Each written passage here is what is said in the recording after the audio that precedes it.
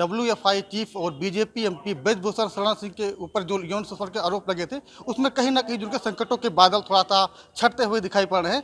इस समय हम गोंडा में हैं। हमारे साथ बात करने के लिए आम लोग हैं।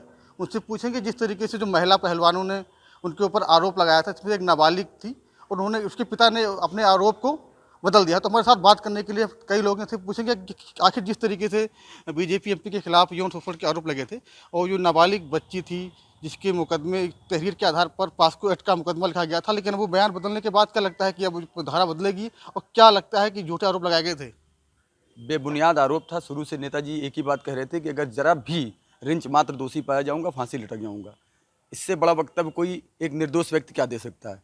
और जिस तरह से एफआईआर, जैसे 3 कमेटियों ने इसकी जांच की एक तरीके से। पहले ओलंपिक वालों ने और एक कौन सी कमेटी बनी थी, नहीं डब्ल्यूएफआई ने एक और बनी थी। उसमें इनकी एफिडेविट जाती है विनेश फोगाट जी की कि 15 अक्टूबर 2017 में मेरे साथ सेक्सुअल हैरेसमेंट हुआ।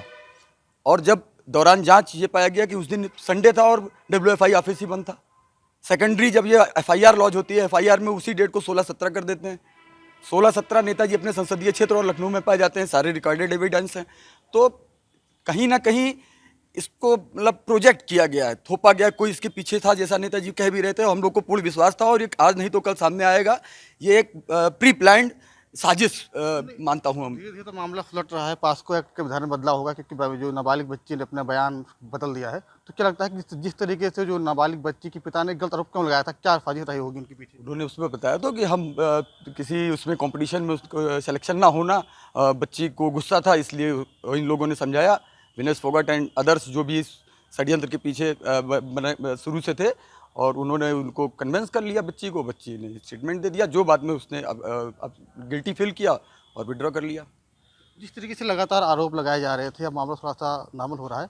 आप गोंडा के रहने वाले हैं, क्या सरपंच जी के प्रति आपका क्या रवैया था, कैसे उस इंसान ने क्या होता? देखिए, ये पहले से ही पूरी गोंडा की जनता नहीं, पूरे प्रदेश की जनता जानती थी कि माननीय सांसद जी ऐसा कृत्य में कभी शामिल हो ही नहीं सकते। क्योंकि ये बहुत बड़ी शख्सियत हैं, बहुत लोगों को जलन थी, बहुत लोगों को राजनीतिक षड्यंत्रकारी इनसे द्वेष रखते थे और उसी का नतीजा आज खुल के सामने भी आ रहा है। और उस राजनीतिक षड्यंत्र की शिकार वो बच्ची भी हुई थी। आज वो हारी, उसको कहीं गिल्टी फील हुआ, उसने उसका बदले की भावना से काम किया।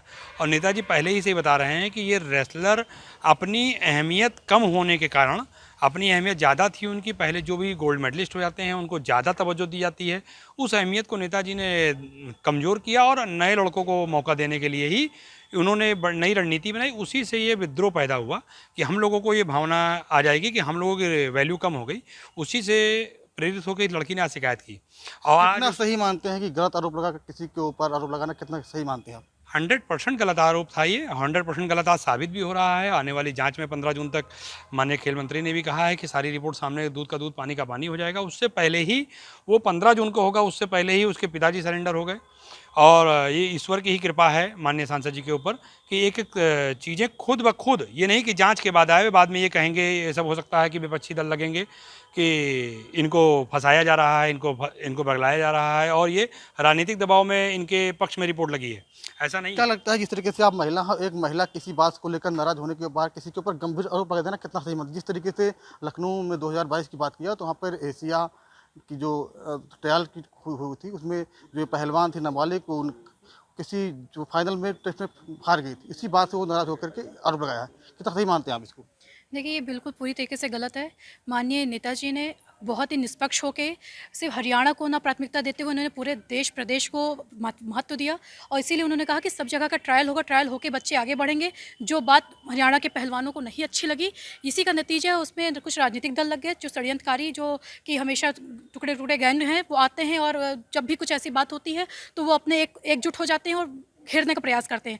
इसमें सीधे सीधे हुड्डा परिवार, टिकैत, ये सभी जो हैं वो माननीय नेताजी के माध्यम से भारतीय जनता पार्टी को घेरने का प्रयास कर रही है और ये शुरू से था। देखिए, पिता हमारे लिए माननीय नेताजी हम लोगों के लिए सभी के लिए एक पितातुल्य अभिभावक हैं और एक अभिभावक का फ़र्ज़ ये होता है कि वो सभी के लिए उसके लिए सारे बच्चे बराबर होते हैं। उन्होंने यही स्टैंड लिया कि सभी लोग ट्रायल करें और ट्रायल करके सिर्फ हरियाणा नहीं, उत्तर प्रदेश है, आपका पंजाब है, सब जगह के बच्चे, पूरे भारत से बच्चे आगे बढ़ें और मेडल लेकर आएँ, भारत का नाम रोशन करें, जो कि उनको गवारा नहीं है। लोकसभा चुनाव और ये WFI का चुनाव था, इसी को देखते हुए इन लोगों ने सारा षड्यंत्र रचा है और ये जाके धरना प्रदर्शन कर दिया है। और ये तो राजनीतिक बात हो गई कि इसमें राजनीतिक पार्टियां थी, लेकिन एक महिला होने के नाते आप किसी का आपका कोई व्यक्तिगत दुश्मनी हो उसके लिए आप किसी को आरोप लगा देना, ये कहाँ तक सही है? बिल्कुल बहुत गलत है कि आपने कितना बड़ा आरोप लगा दिया पास्को एक्ट, उससे किसी की ज़िंदगी पूरा ज़िंदगी, उन्होंने पहले कहा था नेताजी ने कि अगर ये सही सिद्ध हो जाएगा तो मैं फांसी पे लटक जाऊंगा। आप किसी के पूरे मान सम्मान को, उसकी ज़िंदगी पे आपने दांव खेल दिया। तो मैं तो ये चाहती हूँ कि इसके लिए भी एक प्रक्रिया बननी चाहिए। मैं निवेदन करती हूँ सुप्रीम कोर्ट को भी इसके लिए एक नियम कानून बनाना चाहिए कि अगर दोषारोपण करता है किसी पर, अगर वो गलत पाया जाता है तो उसके ऊपर भी कार्रवाई होनी चाहिए। नेताजी के मान सम्मान पे बहुत बड़ा आघात किया गया था पास्को एक्ट के तहत, जबकि जानते हैं कि पास्को एक्ट सबसे खतरनाक एक्ट होता है। अगर ये सब होता है तो कितनी बड़ी बात हो जाती है। तो ऐसे किसी के मान सम्मान को क्षति पहुंचाना बहुत ही गलत है। इसके लिए भी नियम कानून होना चाहिए। उनको गलती नहीं, ये माननीय नेताजी का बड़प्पन है कि उन्होंने उस लड़की को कुछ नहीं कहा या कोई वो एक्शन नहीं लेना चाहते। ये उनका बड़प्पन है कि इतनी बड़ी बात, इतना बड़ा एक्ट को उन्होंने बर्दाश्त किया कि उनको अपने सच्चाई पे विश्वास था और सत्य की हमेशा जीत होती है। आने वाले समय में नेताजी बिल्कुल बेदाग छवि के साथ जीत कर आएंगे और हम लोग भी उनके साथ हैं। आप बताइए कि जिस तरीके से नेताजी के आरोप लगने से पहले क्या आपके माइंड ब्रेक में था कि उनका आरोप सही था, क्या था, कैसे इंसान थे वो? नहीं, वो बहुत अच्छे इंसान थे। जो भी आरोप लगे थे वो सारे गलत हैं। जो भी एक जांच कमेटी बैठी है वो आपको सामने नज़र आएगी, वो निष्पक्ष जांच होगी उसकी और वो सही साबित होंगे, बस वो देखिएगा। आप बताइए, जिस तरीके से सांसद जी के ऊपर गंभीर आरोप लगाए गए थे, अब धीरे धीरे मामला सुलट रहा है। जो नाबालिग पहलवान के पिता ने ये भी कहा है कि जो सच है वो न्यायालय में आने से पहले लोगों को बीच आना चाहिए, तो कितना सही मानते हैं इसको आप? बिल्कुल सही है कि देखिए, जो सास को कभी आँच नहीं आता है और उस लड़की ने खुद ही बयान दिया कि हम नाराज़गी में या किसी के दबाव में आके ऐसा बयान दिया, और उस बयान को उसने अपना 164 के से जो दर्ज कराया था उसको उसने वापस भी लिया।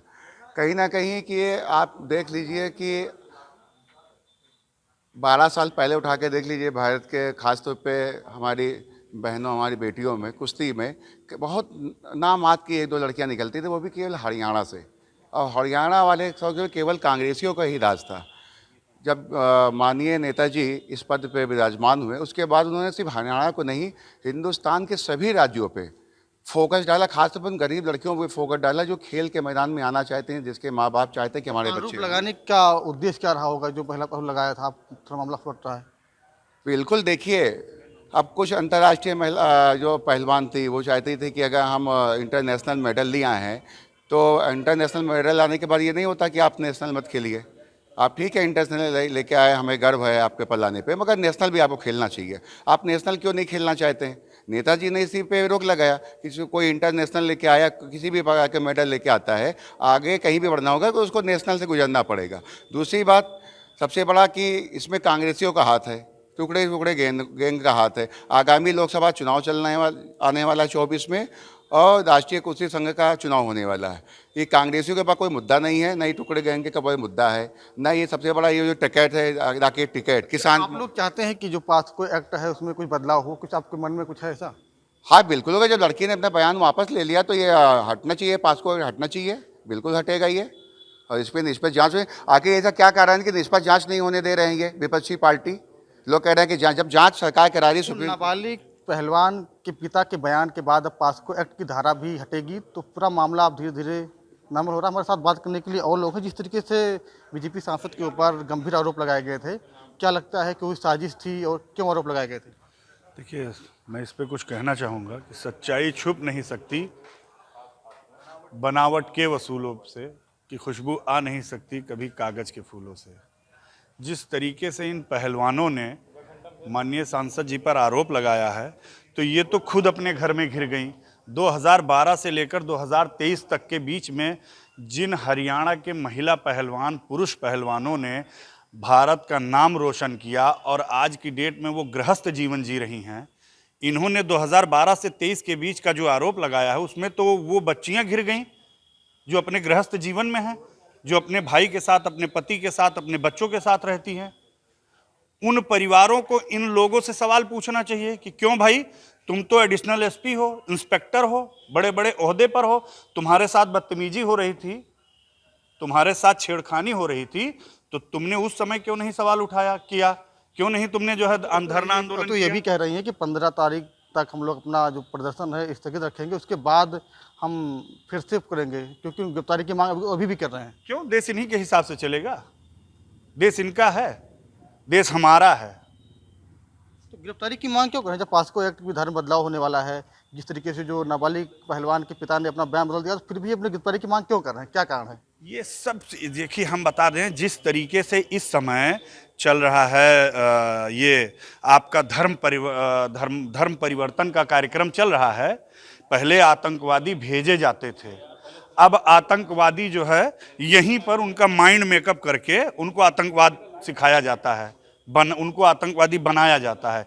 इसी प्रकार से कांग्रेसियों के द्वारा, बड़े बड़े नेताओं के द्वारा इस समय ये जो है इनको सिखाया गया है, इनका परिवर्तन किया गया है, माइंड परिवर्तन किया गया है इनका। अच्छा, जिस तरीके से अंतर्राष्ट्रीय लेवल पर नेताजी जो सांसद जी हैं उनकी छवि को धूमिल किया गया है, कितना गलत मानते हैं आप, और आने वाले दिनों में क्या आपके हिसाब से हो सकता है?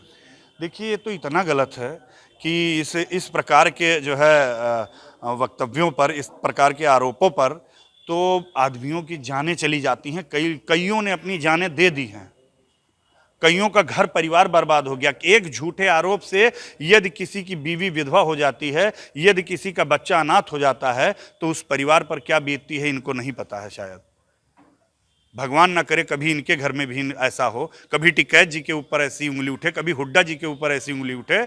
लेकिन ये बहुत गलत आरोप है और हम सभी देशवासियों को उसका विरोध करना चाहिए। मैं नहीं कहता हूं कि सच नहीं होते, ऐसे मामले होते हैं, परंतु ये इतने बड़े सम्मानित व्यक्ति जो भारत का जो है प्रतिनिधित्व करता हो, कुश्ती संघ का, एशिया का जो है वाइस प्रेसिडेंट हो कुश्ती संघ का, पूरे देवीपाटन मंडल में जिसका इतना जो है मान सम्मान हो, इतने शैक्षिक संस्थाएं हैं, इतनी महिलाएं बालिकाएं माननीय नेताजी के लिए साथ बात करने के लिए कई लोग थे। उनका साफ तौर पर कहना है कि जिस तरीके से ब्रजभूषण शरण सिंह के ऊपर लगाए गए सारे आरोप निराधार हैं। फिलहाल पूरे मामले में दिल्ली पुलिस जांच कर रही है और मामला कोर्ट में लंबित है। बीते दिनों जो खिलाड़ी हैं वो खेल मंत्री अनुराग ठाकुर से मुलाकात किए हैं और 15 जून तक जो प्रोटेस्ट को स्थगित कर दिया गया है। फिर भी उनकी लगातार मांग है कि सांसद की गिरफ्तारी की जाए, लेकिन इस समय बीजेपी सांसद और WFI चीफ ब्रजभूषण शरण सिंह दिल्ली में हैं और वो 10 जून को गोंडा आएंगे और 11 को अपने संसदीय क्षेत्र में बड़ी जनसभा करेंगे, अपनी ताकत का प्रदर्शन करेंगे। ये भी कैफ लगाए जा रहे हैं कि जिस तरीके से वो जनसभा के दौरान बड़े बयान भी दे सकते हैं। अब देखने वाली बात होती है कि दिल्ली की जांच में क्या निकल के सामने आता है, लेकिन गोंडा की जनता लगातार सांसद जी के साथ में है और 11 जून को एक बड़ी जनसभा होगी। ABP न्यूज़ गोंडा एक बड़ी जनसभा होगी गोंडा से। ABP news.